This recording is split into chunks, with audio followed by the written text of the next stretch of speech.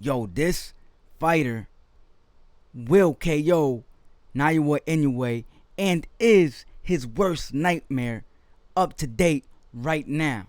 Toma, huepa, chacho, pa que sepa, puñeta. Before we get into it though, this is the universal favorite to fight fans from all nations. You're now tuning into VIC SZN Sports, the #1 source for combat news and creation. Hold up. Now getting right to it, man. Stick around so you can hear the full breakdown. Before I actually give you my points, I want to bring up his record, right? This individual goes by the name of Jonathan Giovanni La Roca Lopez. Yeah, I'm shade. We gonna give him a real full round of applause real quick. There you go. You know what I'm saying? Here we go. My guy is 16-0, right? With 12 KOs.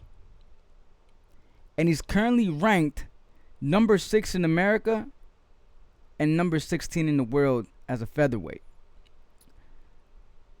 He has a 75% knockout ratio, and he's training with Reynoso right now, right?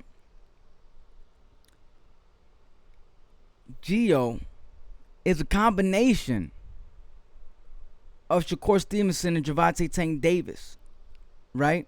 Now, I can't match those fights together because he's still at a lower class, but the individual that is a target of his is Naoya Inoue.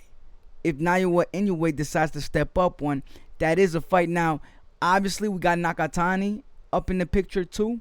That would be a great fight to make eventually, but I promise you, he is everyone's nightmare in that division, in that featherweight division, and I truly feel sad for everybody. Why? Like I told you, he is a combination of Tank and Shakur Stevenson. How? Here we go. Y'all ready? He is Shakur Stevenson when it comes to the footwork, when it comes to the defense, when it comes to avoiding punches.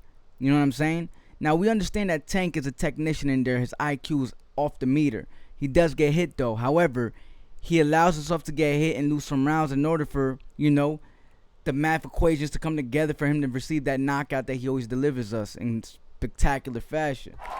You know what I mean? However, he's a combination of both, where this kid has this math equation of how he's going to knock you out while during the process of not being able to lose any rounds. Do you know how effective, how impactful that is? That is crazy. You know, he is a Puerto Rican fighter, and he might be the one. He might be Neo. Not just for Puerto Rico, but for boxing in general in that division. He will very well be the next superstar boxer, the next face of boxing as a whole. Mark my words, by 2026, this will be taking place.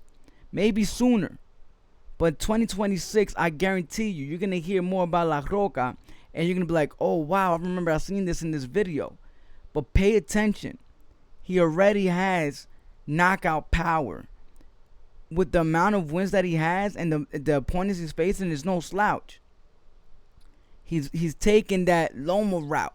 You know, maybe his first 2, 3, but he's really facing seasoned fighters and knocking them out clean, but looking sharp the whole process. Like, he reminds me of someone like Naoya Inoue. The only thing about Naoya Inoue, he takes punishment sometimes. We seen that in his last fight. We seen how he got almost knocked out clean. You understand what I'm saying?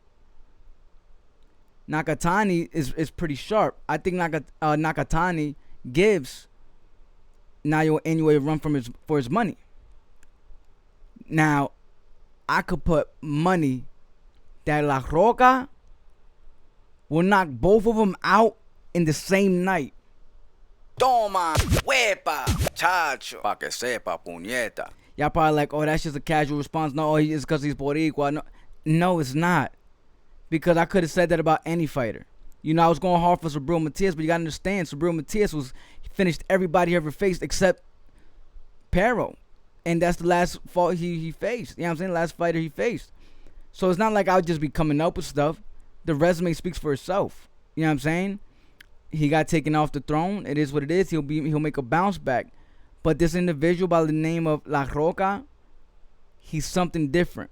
You know, Zayas is another great fighter. Don't get me wrong. He's Puerto Rican too. But, you know, there's that killer instinct that I feel like we're missing from him. You know what I'm saying? However, he's still sharp all the way around. And he trailed that fight against Teixeira every round 100 to 90 on the scorecards. Unanimous decision. He made a former world champion look like an amateur still. You know what I'm saying? So, shout out to Zayas. But my point is that what we're missing is that killer instinct. We're used to that from Subriel Matias. We're used to that, but he didn't really show that in his last outing. Now we got this individual by the name of La Roca. Once they toca, it's over. Off the tizop, I'm telling you. Please stay tuned. He's not one to mess with. After he takes over and he steps up to the 130, it would be nice to make a catch weight. But he's the type to take out Shakur too. And y'all might think I'm crazy, but I think him and Tank will be a crazy fight down the line if he could make if he could make that type of weight. He will retire Loma for good. Keep thinking I'm playing. Y'all gonna stick around. He's gonna have a fight coming up soon, so y'all stick around. You know I don't play when it comes to the fighters, and I go hard. Pause. You know what I'm saying? Hold up. I go crazy, and y'all gonna see. Y'all gonna come in and tune in, and I'm gonna let y'all know right off the rip. Go ahead, say whatever you want to say. But once the last bell rings and you see the fighter that you was going for laid flat on some Ashton type ish, don't come back talking about, oh, it's because of this. Nah, we ain't trying to hear that. You know what I'm saying? Stay tuned. La Roca. Once they toca, it's over. Yeah. This is the universal favorite to fight fans from all nations. Thank you for tuning in to VIC SZN Sports, the #1 source for combat news and creation. Huepa, chacho, pa que sepa, puñeta. And we out, baby.